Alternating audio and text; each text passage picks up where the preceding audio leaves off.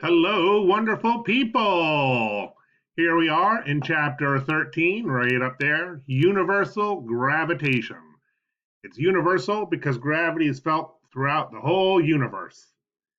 The gravity that starts here at Earth goes all the way across the universe, believe it or not. And it's a field. So we're going to talk about the gravitational field in this section 13.1. So, Earth can be thought of as being surrounded by a gravitational field that interacts with objects and causes those objects, causes them, to experience gravitational forces. And what is a force? A push or a pull. So, we're talking about objects like you and me that are experiencing a pull, a force, from Earth's gravitational field. Do you like that? I hope so. So we can regard the moon as in the gravitational field of Earth. You could also say under the influence. The moon is under the influence of the gravitational field of the Earth, although we usually just say the moon is under the influence of Earth's gravity. A gravitational field occupies the space surrounding a massive body, although the kind of gravitational field we can feel, yes. But even this little pencil here on the desk in front of me, see my pencil? Even this little pencil makes a gravitational field. It's just very, very, very tiny. So maybe I should rephrase that sentence for next year. Because it's not necessarily surrounding a massive body. All bodies make a gravitational field. You just need a really massive body to make it something that we can start to notice and feel. A gravitational field is an example of a force field.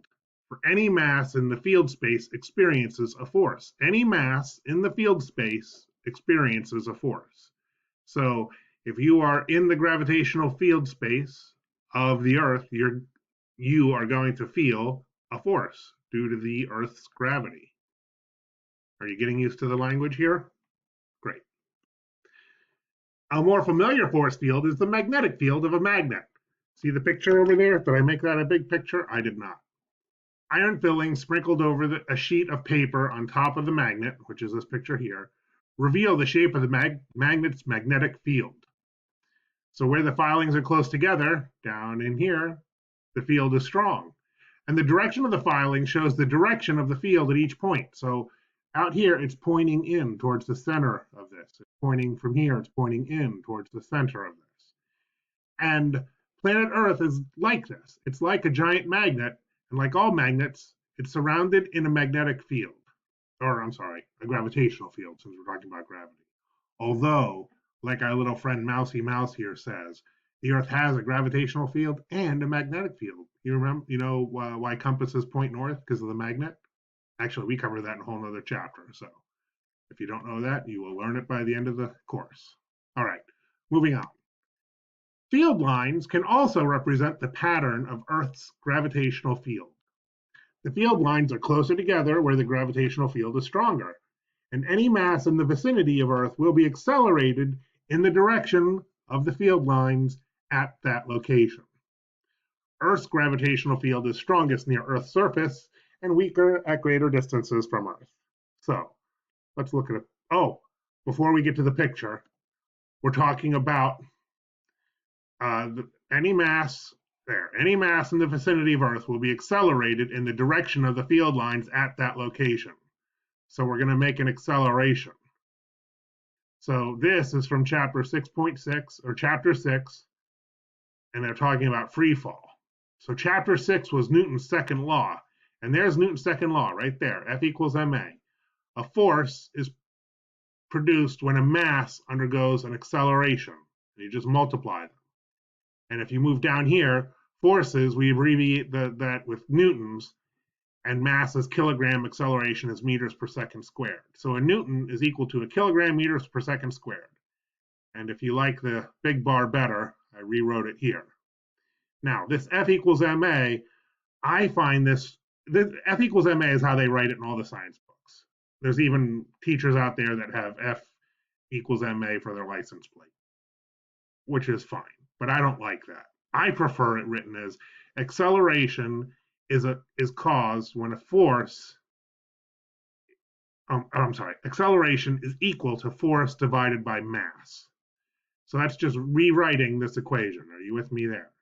And now we can apply it to this big rock right up here, 10 kilograms. So this rock is 10 times bigger than this rock. So this is experiencing a big force because gravity is pulling on all 10 kilograms. But it's also a big mass. So a big force divided by a big mass produces a normal size g. And similarly, the force here on this little 1 kilogram stone is smaller. Gravity's pulling it because there's less mass. But since there is less mass, the force divided by the mass produces the same gravity acceleration. And at Earth's surface, g here is 9.8 meters per second squared. And that's how much acceleration both these objects undergo. So when you drop a big rock or a little rock, you could drop a mountain or a mouse. They are all going to accelerate at 9.8 meters per second squared at the Earth's surface. Now, you can dig a hole as deep as you can, and you can fly up in the air in a plane as high as you can, and you're not really going to notice a difference from 9.8. So pretty much in everywhere you can get to, 9.8 meters per second is what the acceleration is. Now, just because I can't get to the moon doesn't mean we're not going to talk about getting to the moon, because that's physics. Physics applies over the whole universe. We're not trapped on this puny little Earth's surface bit. No, sirree. Okay, this was all a review. If you go back to chapter 6, there it is. Now, if this does not instantly pop into your head and you're like, yes, this makes sense to me, I would suggest that you write that down. Acceleration is force divided by mass. Make sure you understand where it's coming from and what it's meaning here. That's something you're going to need to have in your head for the rest of this chapter. Moving on. Here's a picture of field lines. Field lines represent the gravitational field about the Earth. So this little line shows you if you were right here, way up there, you would fall in this direction, straight down to the Earth.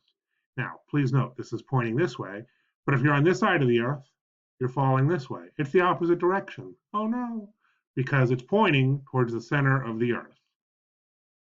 That's the way gravity works. We'll talk more about that later. For now, all I want you to realize is that the lines are closer, more bunched up close to the surface, and they're more spread out far away, in which case this is not the best drawing. Now, at the surface of the Earth, all we see are these field lines all parallel, pointing straight down. You have to go a long way around before you're going to notice this angle is different from this angle. Are you with me there? Good. Now, if we fly away from the Earth a bit, now you can start to see some of that curvature. Please note there's Italy, there's Greece, all of Europe, England, Ireland, Iceland, Maine, New York, Long Island, and there's us. There we are, right there in that tiny little corner of Massachusetts, right up, right there, right there. And there, over there is where I grew up. Oop, I lost my pointer. Just outside of Poughkeepsie, New York. That's where I grew up. Oh, and you can probably get all the way over on the horizon. You can see Pittsburgh. That's where I was born. Okay. And gravity works in Pittsburgh just like it does here. I don't know if you knew that. So let's zoom out a little more. Now that's a better picture. The lines are longer, so you can see how they're closer together here and further away out there. Also, it's a better picture of the Earth. Now, I like this picture because if there's the Earth, little black dot in the middle, didn't get too fancy there, you can see that the gravity lines are big here. And the further away you go, the lines are smaller. So the force is getting smaller out here. So this picture is giving you more information. The further away you go, the smaller the force of gravity. We've already talked about that last week. Now, this is a pretty cool picture. This is showing here's blue Earth, big blue dot, and here's the gravity lines pointing it in, the gravitational field lines, sorry, use the proper term. And over here is Mars, the red planet. And this is these are about the same size. Mars is about that big compared to the Earth. Now, they would never be this close.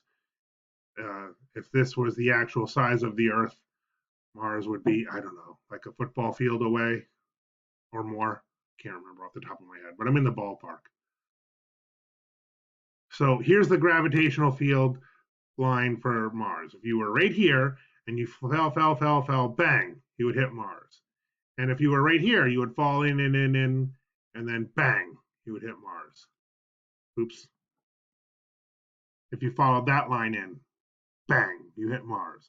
But you see how it curves at the end? And if you go over here and you follow this line, you fall, but then you don't fall into Mars. You start falling this way, and then you fall and bang, you hit Earth. So do you see how these lines show you if you're at this point, if you're perfectly still at that point and I let you go, you know which way you're going to go. Oops, my pointer disappears if I hold it still for too long. You're going to go there. And if you're perfectly still here and I let you go, you're going to go there. So are you starting to see what kind of information is given to you in this picture? Remember, this is just about the direction. More field lines. Field lines represent the gravitational field about the Earth. True.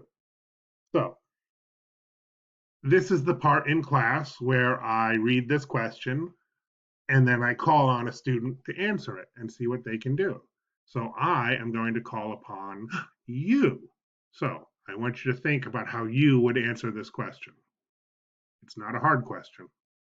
What kind of field surrounds Earth and causes objects to experience gravitational forces? What kind of field surrounds Earth and causes objects to experience gravitational forces?